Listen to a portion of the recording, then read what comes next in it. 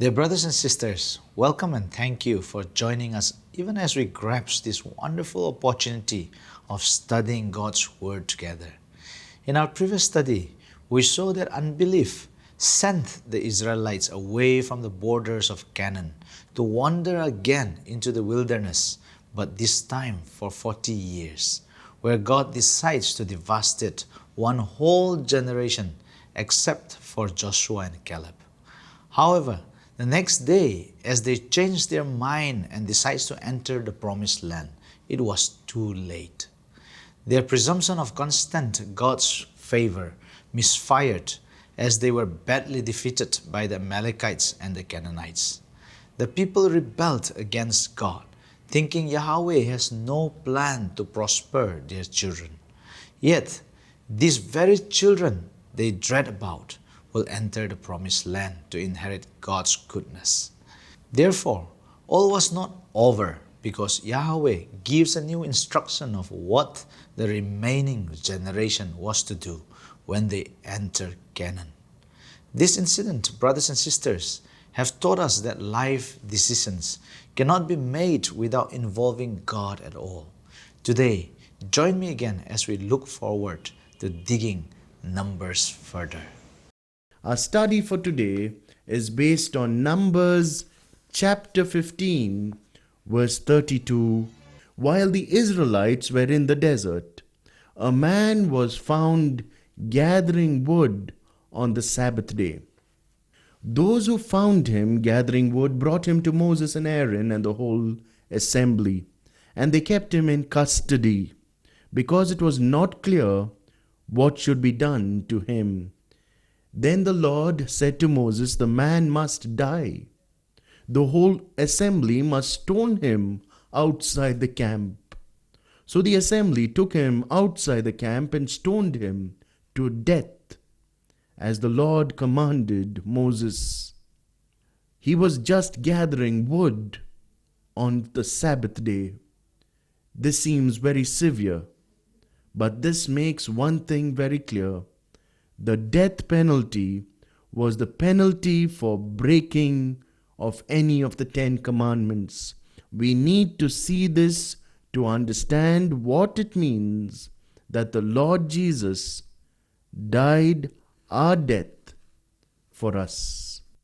Now, as we look into the next chapter 16, this chapter opens with the murmuring of the children of Israel.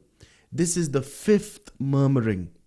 And before we get out of the chapter, we will find the 6th murmuring. One can divide the wandering of the children of Israel according to their murmurings in the wilderness. This one is a murmuring among the priesthood. In fact, it is led by Korah, a very prominent Levite. Korah, son of Ezra, the son of Kohath, the son of Levi, and certain Reubenites, Dathan, Abiram, sons of Eliab, and On, son of Pelieth, became insolent and rose up against Moses. With them were 250 Israelite men, well-known community leaders, who had been appointed members of the council. They came as a group to oppose Moses and Aaron and said to them, "You have gone too far. The whole community is holy, every one of them, and the Lord is with them. Why then do you set yourselves above the Lord's assembly?" Notice, friends, firstly, Korah was a Levite of great authority. Associated with him were 250 of the princes of the assembly, who were also men of authority. A rebellion, to be effective, must have prominent men behind it. It takes brains and substance. This rebellion was no small affair. Here is a protest movement against the establishment. These are men of ability, and as always, they appeal to the mob by making charges. Now, actually, the charges made in this rebellion were not true to the facts. They were absolutely unfounded. Moses was not taking too much upon himself. If we go back in his history, we find that when God called him, he actually refused. He didn't feel capable of leading these people. Even after God had trained him in the wilderness, he did not want the job. He asked for a helper. God gave him Aaron. Moses was the humblest of men on the earth. This is God's testimony of Moses. When Joshua wanted to silence the prophets, Moses said that he wished all of God's people might prophesy. He didn't have jealousy in his heart. My friend, we have seen that Moses was not sinless, but he certainly was not guilty of taking too much upon himself. What was really at the root of the trouble here? It was Korah's jealousy. This matter of jealousy is an awful thing. All authority is God given authority. No man takes this honor upon himself. God had given the places in the camp, and he had given the Levites their specific jobs to do. Korah was a Kohathite, and their position and service were God appointed. Moses had his position and duties. Frankly, a rebellion like this must be dealt with, and extreme measures are going to be used. Verse 4. When Moses heard this, he fell face down. Then he said to Korah and all his followers, "In the morning the Lord will show who belongs to him and who is holy, and he will have that person come near him. The man he chooses, he will cause to come near him. You, Korah, and all your followers are to do this. Take censers, and tomorrow put fire and incense in them before the Lord. The man the Lord chooses will be the one who is holy. You Levites have gone too far." They had said to Moses and Aaron that they took too much upon themselves. Now Moses is telling them from God that they took too much on themselves. Moses also said to Korah, "Now listen, you Levites. Isn't it enough for you that the God of Israel has separated you from the rest of the Israelite community and brought you near himself to do the work at the Lord's tabernacle and to stand before the community and minister to them? He has brought you and all your fellow Levites near himself, but now you are trying to get the priesthood too. It is against the Lord that you and all your followers have banded together. Who is Aaron that you should grumble against him?" Because the duties of Moses and Aaron were appointed by God, the murmuring was actually directed at God. Verse 12.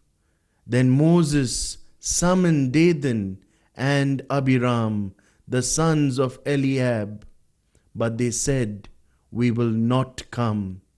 Isn't it enough that you have brought us up out of a land flowing with milk and honey to kill us in the desert?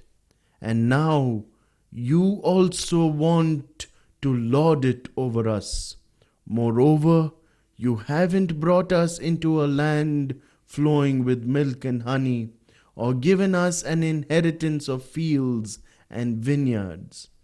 You will gouge out the eyes of these men. No, we will not come. This malicious charge against Moses ignores the fact that had they followed his leadership at Kadesh Barnea, by now they would be settled in the land of milk and honey. Then Moses came and became very angry and said to the Lord in verse 15, "Do not accept their offering. I have not taken so much as a donkey from them, nor have I wronged any of them." Moses said to Korah, "You and all your followers are to appear before the Lord tomorrow, you and they and Aaron. Each man is to take his censer and put incense in it, 250 censers in all, and present it before the Lord. You and Aaron are to present your censers." Numbers 16 verses 15 to 17. It is up to God to make known His will in this matter. Every man took his censer, put incense in it, and came to the tabernacle in verses 18 to 21. We will see that the glory of the Lord appeared. We have noticed before that the glory of the Lord appeared at the time of the murmuring, and now the glory of the Lord appears at the time of rebellion. Verse 22. But Moses and Aaron fell face downward and cried, "O God, God of the spirits of all mankind, will you be angry with the entire assembly when only one man sins?" Beautiful friends, Moses intercedes for his people. Verse 23. Then the Lord said to Moses, "Say to the assembly, move away from the tents of Korah, Dathan, and Abiram." Moses got up and went to Dathan and Abiram, and the elders of Israel followed him. He warned the assembly, "Move back from the tents of these wicked men. Do not touch anything belonging to them, or you will be swept away because of all their sins." So they moved away from the tents of Korah, Dathan, and Abiram. Dathan and Abiram had come out and were standing with their wives, children, and little ones at the entrance to the tents. Then Moses said, "This is how you will know that the Lord has sent me to do all these things, and that it was not my idea. If these men die a natural death and experience only what usually happens to men, then the Lord has not sent me. But if the Lord brings about something totally new, and the earth opens its mouth and swallows them with everything that belongs to them, and they go down alive into the grave, then you will know that these men have treated the Lord with contempt." It is a terrible thing, friends, for a man or a group of men to stand up against God's man and to disobey God and His divinely appointed leaders. It is a terrible thing to set up a little system of worship and so divide a people of God. God must deal with this kind of rebellion. He must judge it. As soon as he finished saying all this, verse 31, the ground under them split apart, and the earth opened its mouth and swallowed them with their households, and all Korah's men, and all their possessions. They went down alive into the grave. with everything they owned. The earth closed over them, and they perished and were gone from the community. What do we say, friends? It's an awesome thing to fall into the hands of the living God. It is awesome to see the way God judges, because they attempted to divide the people. God judges them in the same way in which they had sinned. He divides the people to separate them from Korah and his group. And then he divides the earth, and it closes upon them. Galatians chapter 6 and verse 7 says, "Do not be deceived, God cannot be mocked. A man reaps what he sows." God judges the very same way in which the man sins. That was true of the old Jacob, it was true of David, it was true of Paul the apostle, and it will be true of you and me. Now notice the sixth grumbling. Verse 41, the next day, after this auspicious event, the whole Israelite community grumbled against Moses and Aaron. "You have killed the Lord's people," they said.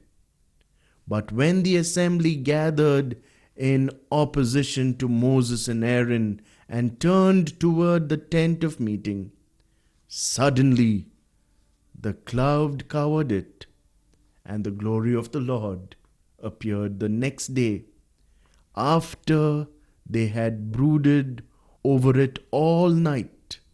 They charged Moses and Aaron with murdering the rebels. Moses and Aaron did not do it, you see. God did it.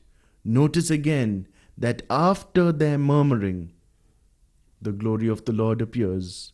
Now God is ready to judge this murmuring people.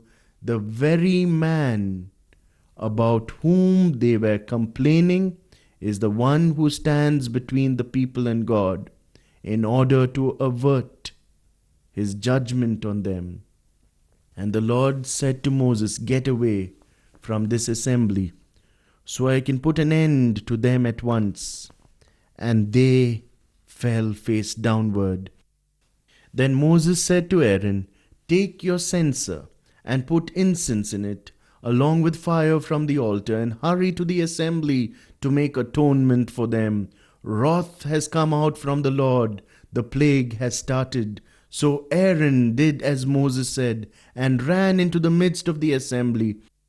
The plague had already started among the people, but Aaron offered the incense and made atonement for them. He stood between the living and the dead, and the plague stopped. But 14,700 people died from the plague, in addition to those who had died because of Korah. Then Aaron returned to Moses at the entrance to the tent of meeting, for the plague had stopped. We are going to close, friends, but you notice even as we close, the man they rebelled against is the man who saved them. He stood between them and God. Likewise, the very one whom the human family crucified on the cross is the one who saves us. Dear friends, we have seen today that we should not take things lightly, especially the ones that involve sin and rebellion. The Israelites rebelled against God because of disbelief and against Moses, mostly because of jealousy. Our goal is to walk in meekness and humility before God and His anointed leaders. Jesus, the Bible mentions in Philippians, who God Himself did not consider equality with God. Instead, He emptied Himself in meekness and obedience, even unto death on the cross. Therefore, wherever God places us for service, that is where He desires us to be content. We have to be careful against falling into the very trap Lucifer had fallen, to rise up against God and be His equal. Let us keep God, brothers and sisters, to walk humbly before God. Till we meet again, may God keep you always.